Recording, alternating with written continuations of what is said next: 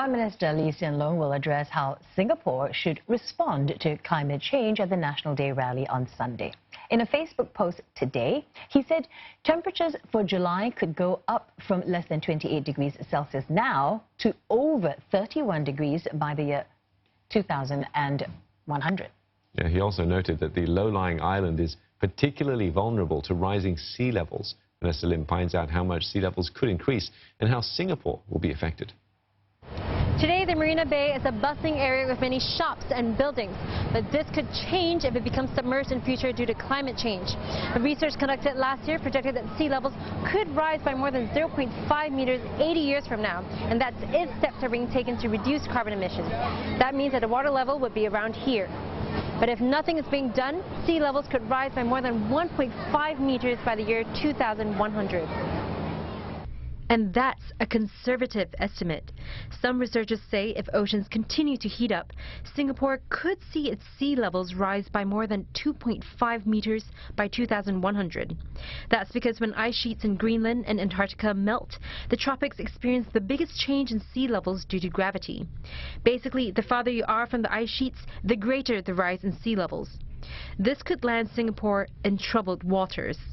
Currently, 30% of the island is less than 5 meters above the mean sea level.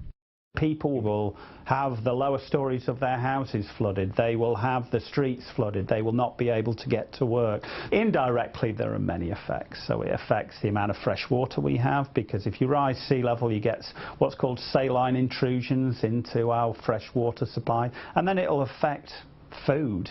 And so the price of food, basic foods, will go up. We used satellite data from the Japan Aerospace Exploration Agency to map out which parts of Singapore will be submerged under different amounts of sea level rise. And this is what the country could look like if water levels increase by 10 meters.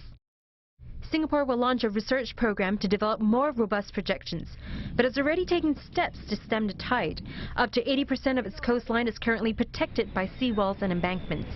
It's also building new infrastructural projects on higher ground. When completed, Changi Airport's Terminal 5 will be 5.5 meters above the mean sea level, while Tuas Terminal will be 5 meters above. But Professor Horton says such measures could cost trillions of dollars and may not even be effective if things take a turn for the worse.